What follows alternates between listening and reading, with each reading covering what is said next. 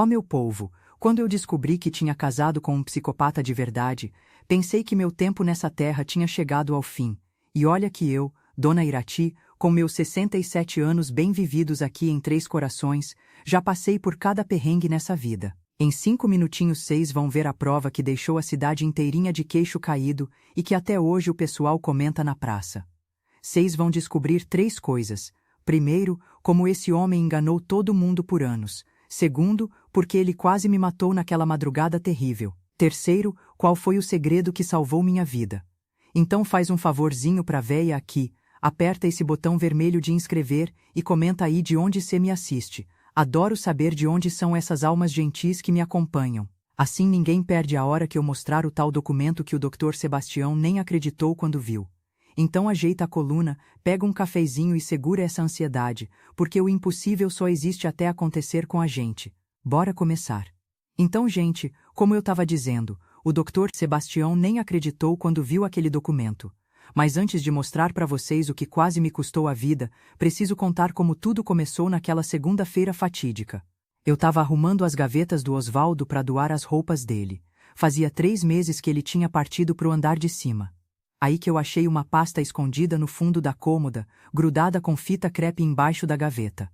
Minha nossa, quem esconde documento assim, só pode ser coisa séria, né não?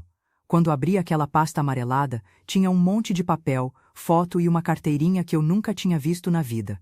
O nome tava lá, Osvaldo Ferreira da Silva. Só que embaixo tinha outro nome riscado com caneta, Wilson Aparecido dos Santos. Aí que veio o baque. Eu peguei aquela certidão de óbito toda amassadinha e li o nome do falecido, Wilson Aparecido dos Santos, morto em 1987 por afogamento no Rio Grande. A foto do documento era igualzinha ao meu Osvaldo de 40 anos atrás. No instante em que li aquelas palavras, meu mundo virou de ponta cabeça.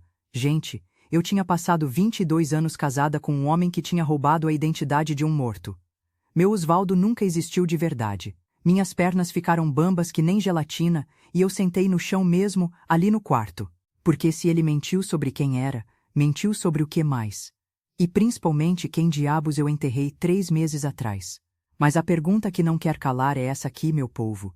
Se o Wilson morreu afogado em 87 e eu conheci meu marido em 2001, quem foi que veio bater na minha porta naquela madrugada, chamando pelo nome verdadeiro dele?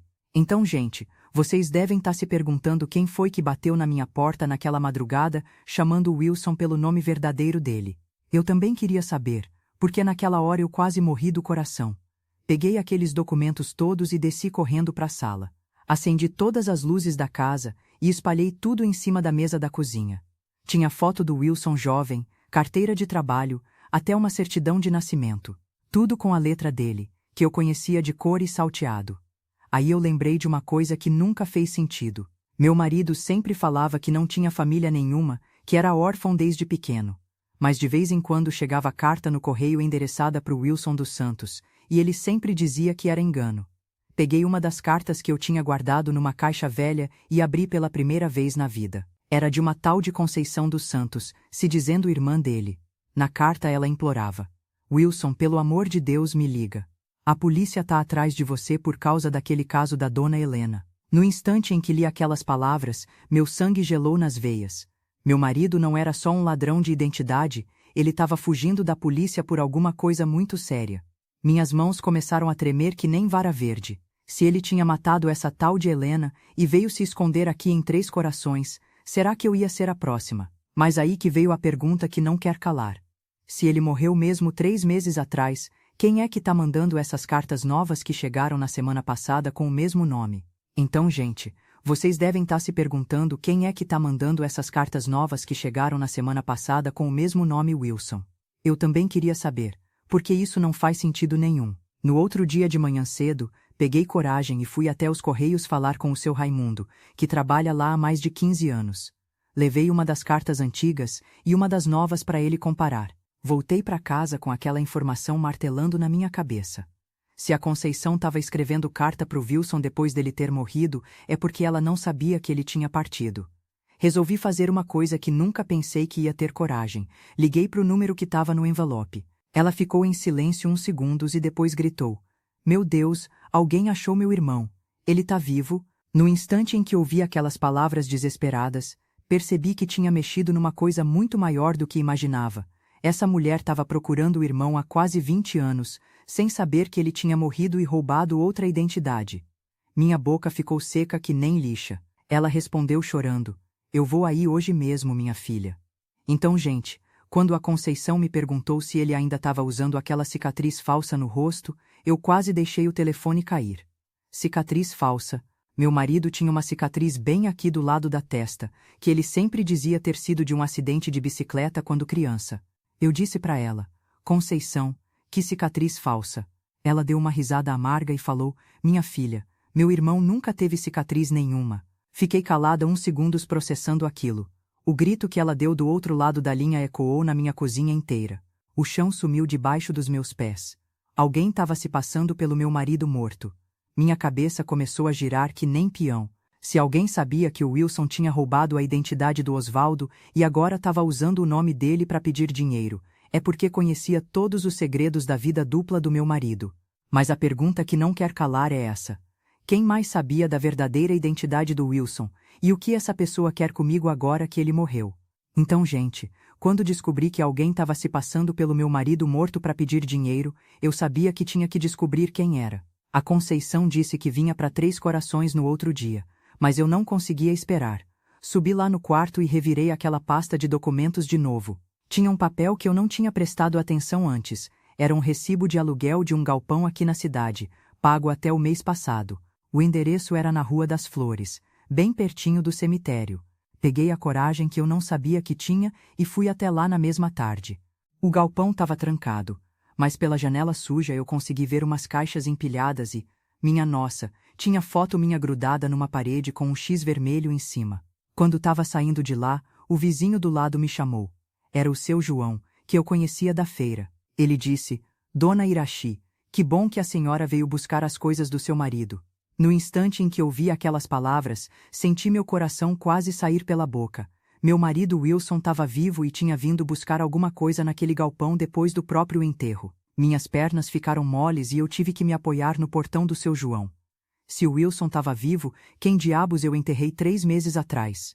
E se ele fingiu a própria morte porque ele quer me matar agora? Mas a pergunta que não quer calar é essa: se ele tá vivo e me viu descobrir os documentos, quanto tempo eu tenho antes dele voltar para terminar o que começou? Então, gente, quando descobri que o Wilson estava vivo e tinha ido buscar alguma coisa naquele galpão depois do próprio enterro, eu sabia que minha vida estava por um fio.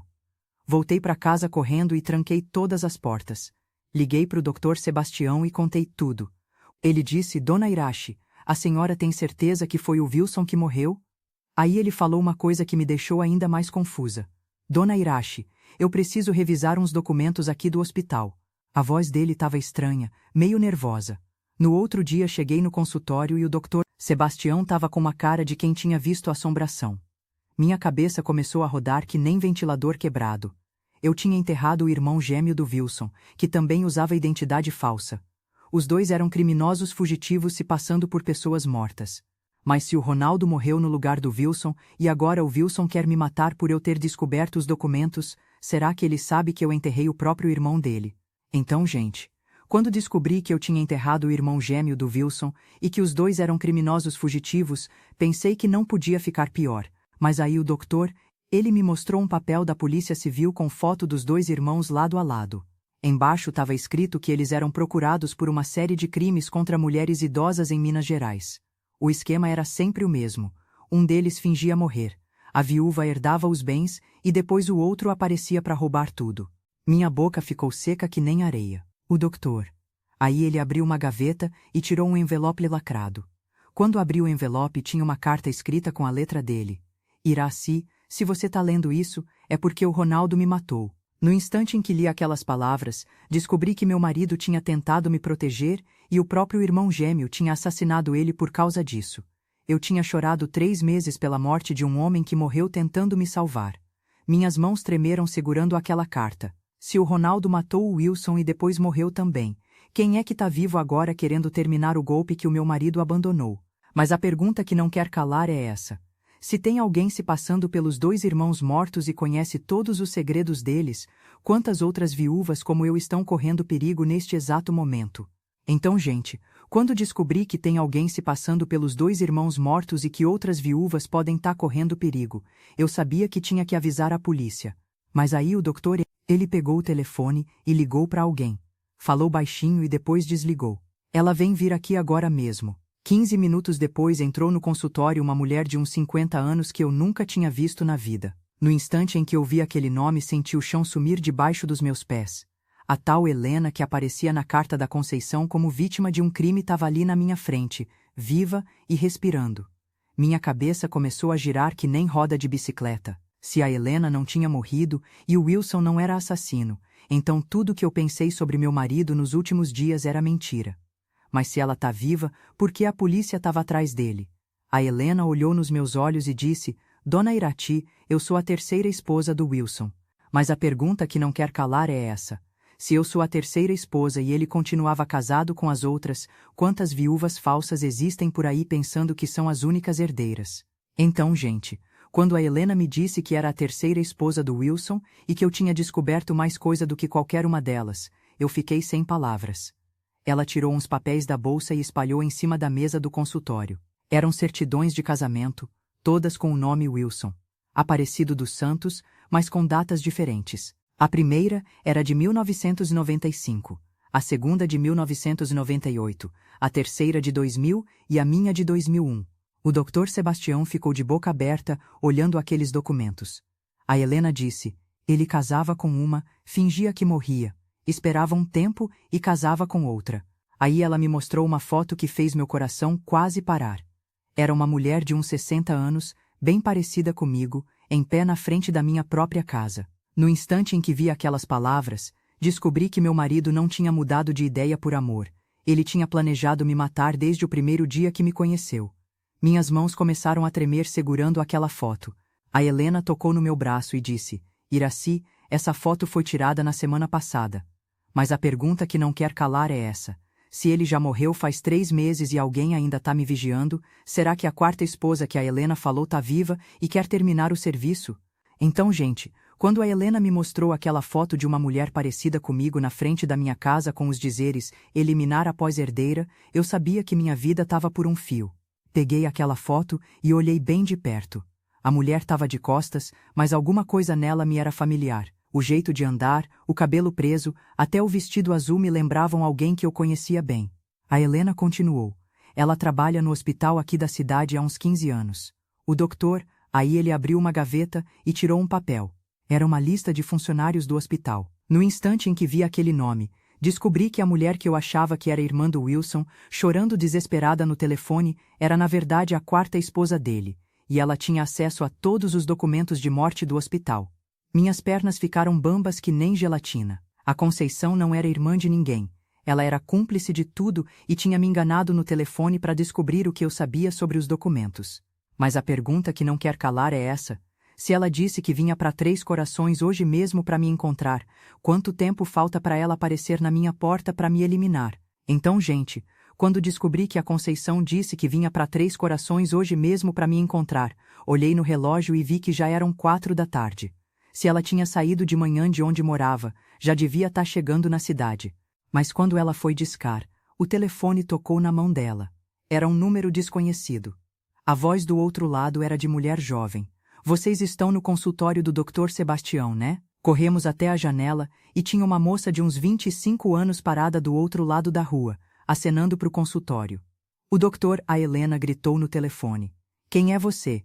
A voz respondeu. Eu sou filha da Conceição dos Santos.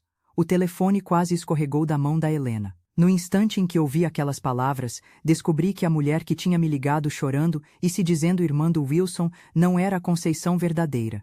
Alguém tinha roubado a identidade dela também e sabia exatamente como me manipular pelo telefone. Minha cabeça começou a rodar que nem peão.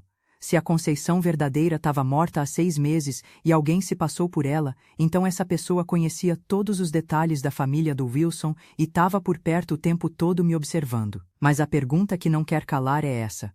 Se quem me ligou não era a Conceição e disse que vinha me encontrar hoje, quem é que está a caminho da minha casa neste exato momento? Então, gente, Quando descobri que a Conceição verdadeira estava morta há 6 meses e alguém se passou por ela no telefone, eu sabia que tinha que falar com essa filha dela que estava do outro lado da rua. A Helena acenou para a menina subir no consultório. Quando ela entrou, vi que era uma moça bonita de olhos claros, mas com uma cara de quem tinha chorado muito. Ela disse: "Meu nome é Patrícia, sou filha da Conceição." A Patrícia sentou e tirou uma pasta da mochila. "Achei isso no quarto da minha mãe depois que ela morreu. São fotos de várias mulheres, inclusive da senhora, Dona Irachi." Ela abriu a pasta e espalhou as fotos em cima da mesa. Eram fotos minhas saindo de casa, comprando no mercado, conversando com vizinhos. Mas no meio delas tinha uma foto que fez meu sangue gelar. Era o Dr. Sebastião entrando no galpão da Rua das Flores com uma chave na mão. No instante em que vi aquela foto, descobri que o Dr. Sebastião não era só médico da família, ele era o verdadeiro chefe da quadrilha que comandava os irmãos Wilson e Ronaldo, e tinha matado a Conceição para roubar a identidade dela. O consultório ficou em silêncio mortal. A Helena e a Patrícia olharam para o Dr. Sebastião, que estava branco que nem papel. Ele levantou devagar da cadeira e trancou a porta do consultório por dentro. Mas a pergunta que não quer calar é essa: se o Dr. Sebastião é o chefe de tudo e a gente descobriu a verdade, será que alguma de nós 3 vai sair viva deste consultório? Então, gente, quando o Dr. Sebastião levantou devagar da cadeira e trancou a porta do consultório por dentro, eu sabia que a gente tinha descoberto demais. Mas aí a Patrícia fez uma coisa que ninguém esperava. Ela puxou o celular e mostrou que estava gravando tudo desde que entrou. O doutor, aí ele abriu uma gaveta e tirou uma arma pequena. A Helena deu um grito e se jogou atrás da mesa. Eu fiquei paralisada na cadeira. Pero a Patrícia continuou filmando sem piscar um olho. O Dr. Sebastião apontou a arma para nós e disse: "Vocês acham que sabem de tudo, mas não sabem de nada." No instante em que ouvi aquelas palavras, descobri que o homem que eu achava ser o chefe dos criminosos era na verdade um policial infiltrado que estava tentando nos proteger, e a gente quase estragou uma investigação de 5 anos em 5 minutos. Minhas pernas ficaram moles que nem macarrão. A Helena saiu de trás da mesa com cara de quem tinha visto fantasma. Mas a pergunta que não quer calar é essa: se o Dr. Sebastião é policial e estava nos protegendo, quem é que tá batendo na porta do consultório agora e gritando o nome dele lá de fora?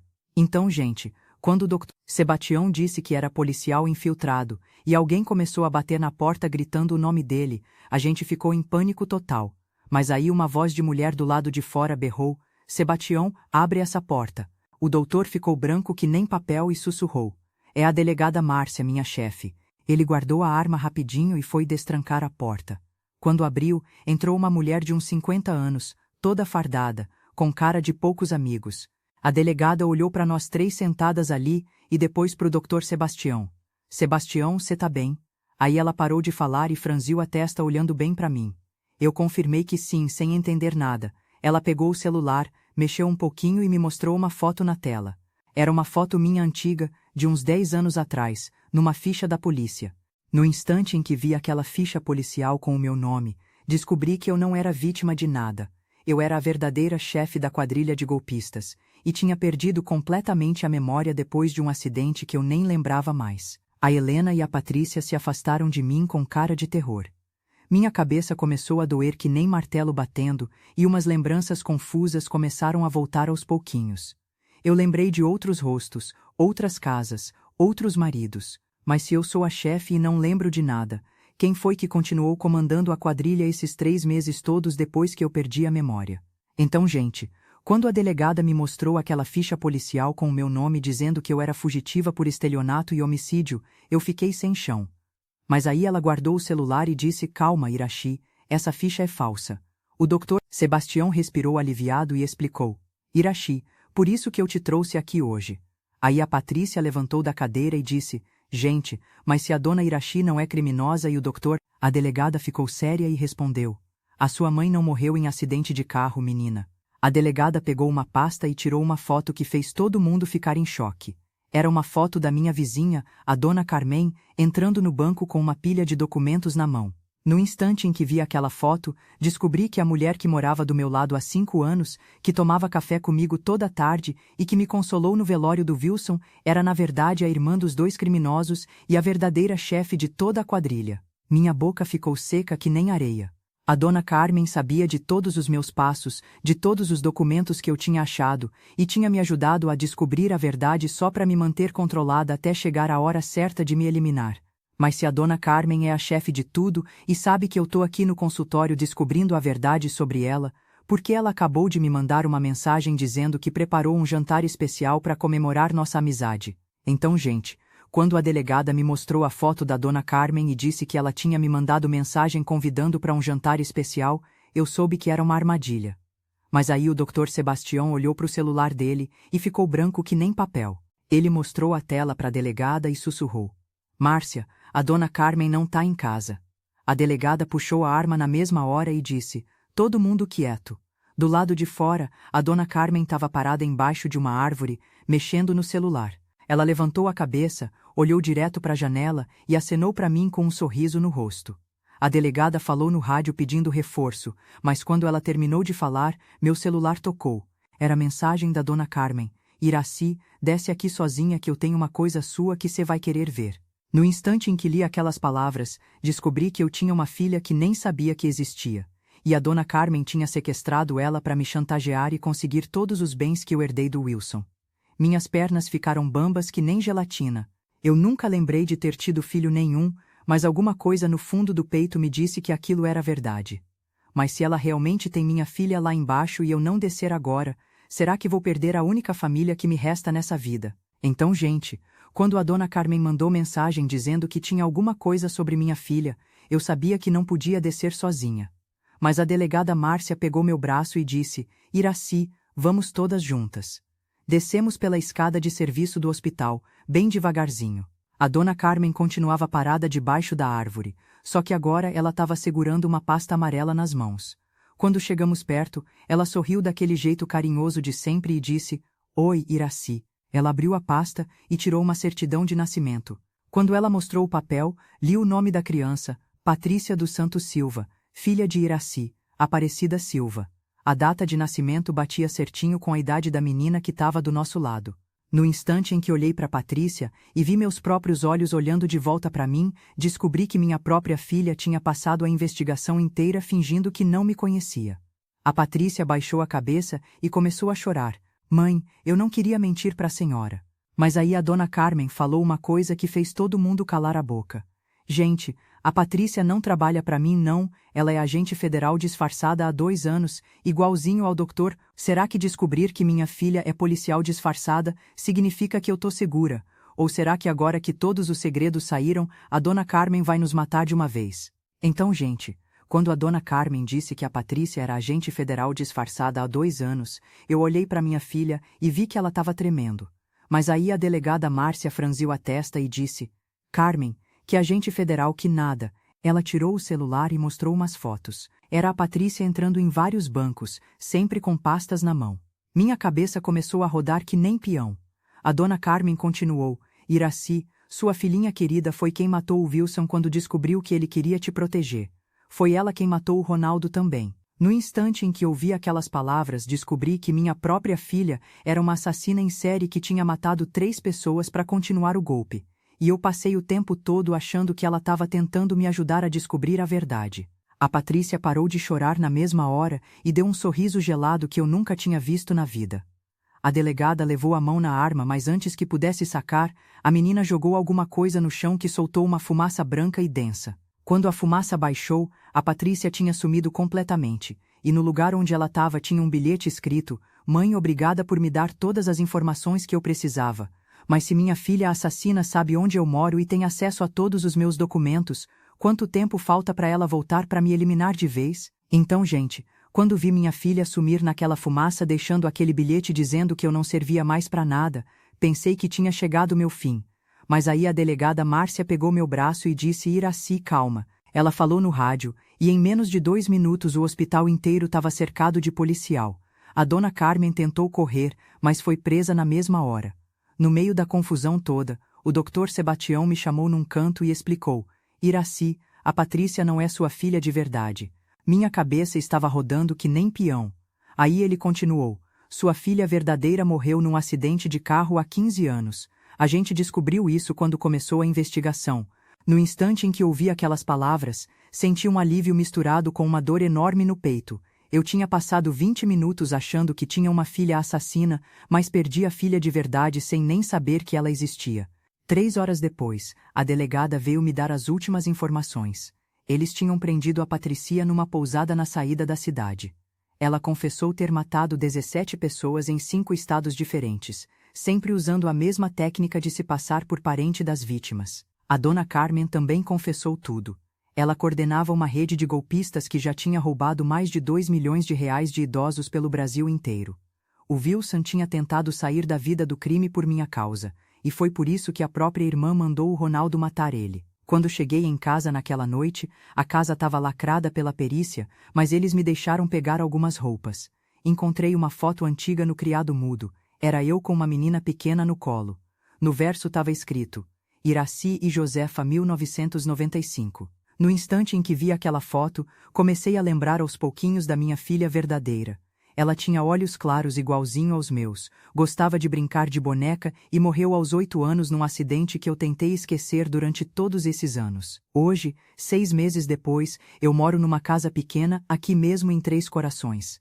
A polícia conseguiu recuperar quase tudo que a quadrilha tinha roubado de mim. A Patrícia foi condenada a 30 anos de prisão. A dona Carmen pegou 25 anos. O Dr. Sebastião virou um amigo de verdade e a delegada Márcia me visita toda semana para saber se tá tudo bem. Descobri que tem uma irmã em Belo Horizonte que estava me procurando há anos e agora a gente se fala todo dia no telefone. Às vezes eu olho para aquela foto da minha Josefa e converso com ela sobre como a vida dá voltas estranhas. Se ela tivesse viva, hoje teria 28 anos e talvez me desse netos para alegrar meu coração. Mas uma coisa eu aprendi nessa história toda.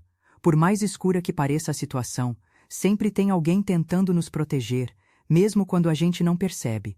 O importante é nunca desistir de descobrir a verdade, por mais dolorosa que ela seja.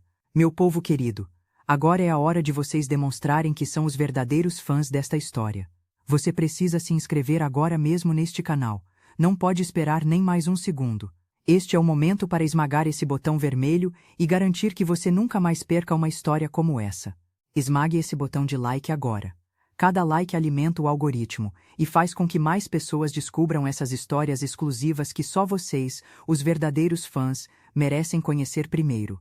Inunde essa seção de comentários imediatamente. Eu quero saber, vocês acreditam que a dona Iraci fez certo em confiar na polícia? O que vocês fariam no lugar dela?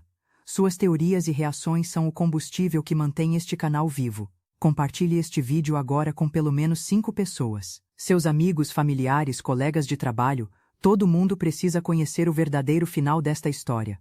Não espere nem mais um segundo para espalhar essa revelação. Apenas os verdadeiros fãs compreendem a importância de apoiar este canal com essas ações agora mesmo. Prove que você faz parte dessa família especial. Se inscreva, curta, comente e compartilhe imediatamente. O próximo caso já está sendo preparado e você não pode perder.